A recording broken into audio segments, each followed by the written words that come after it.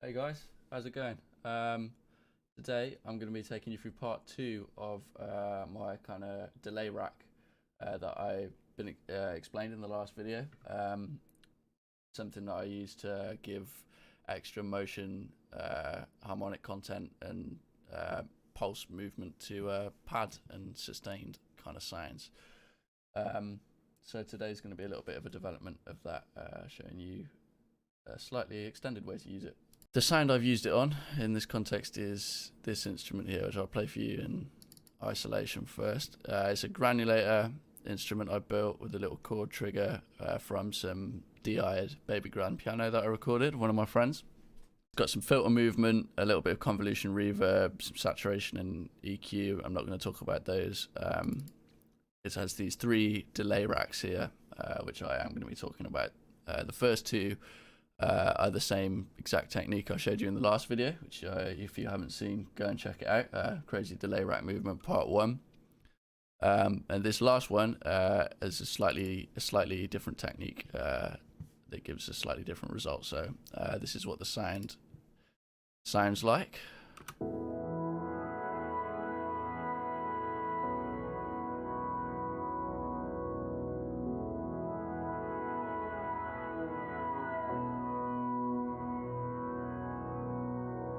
Alright, so I'll play it for you dry without any of these delay racks on so you can see what they're doing. Much more static, just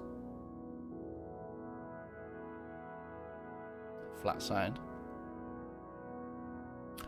Alright, so in context of this little rhythm, I'll give you that because it will show off the sound better.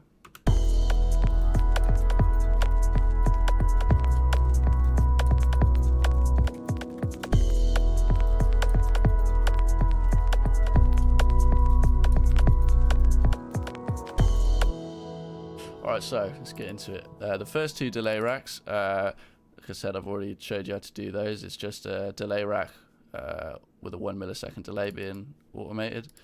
And the other one is a 2 millisecond delay. Again, if you want to learn how to make those two, go back and check out my last video. This one is slightly different, delay rack 2. So when I solo this, turn this off, this is what it sounds like with just these two delay racks, and you can see the movement being drawn in here. Well, I don't know which one is which, but two of these macros are from these two delay racks and one of them is from this one, and the last one is the auto filter. Okay, so when I turn this one on, listen to the movement, particularly on these notes. It's quite a metallic sort of movement that sounds almost like a string being bowed. Yeah, listen out for it.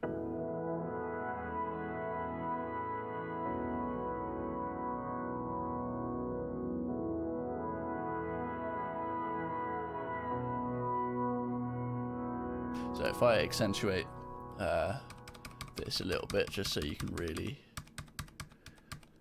hear it when it's a little bit over exaggerated.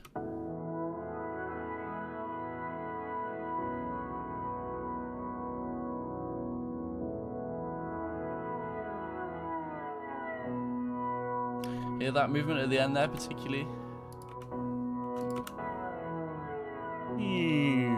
That is created by this rack. So I'm going to set this back to what it was, 66.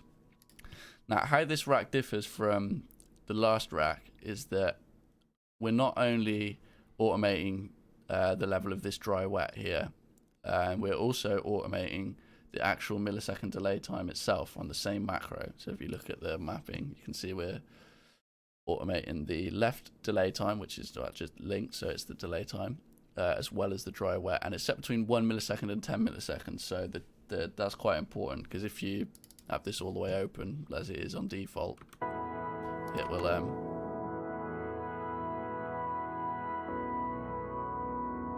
you'll barely notice anything. It needs to be a fairly small value.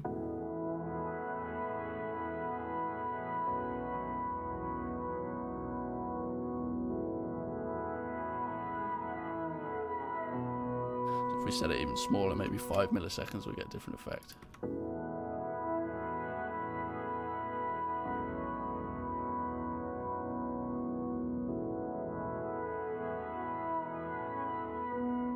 get slightly different tones there.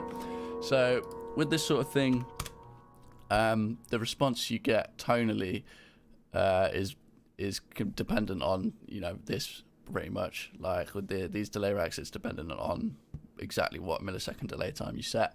This one, it depends how large of a range you want to automate the delay time through. So when you're drawing it in, it's best to just kind of do it by ear, figure out which tones sound good for the key that you're in, because some of them won't sound as good as others. So I'll turn this off, and I'll play it back in context once again.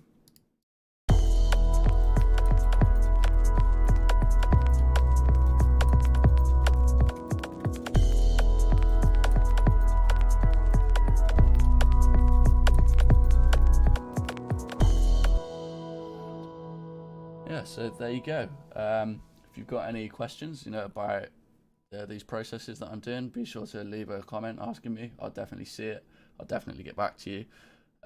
Same with if you've got, you know, any ideas to develop these racks further, you know, any processes that you think might work for this sort of thing. Be sure to give me a subscribe if you like the content, because I'm going to be putting out lots of it. And if you like this sort of thing, if you find it useful, then I think you're going to enjoy the sort of stuff I'm putting out. You can also watch me live on Twitch TV/LijahBeats. I'm doing anything from, you know, drum sound design sessions, working on my tunes, vinyl ripping sessions, all kinds of stuff. So feel free to stop by there and ask me questions live, or, you know, just have a little gander at what I'm doing, see if there's anything you can take away from it. So I'll see you guys next time. Thank you very much for stopping by.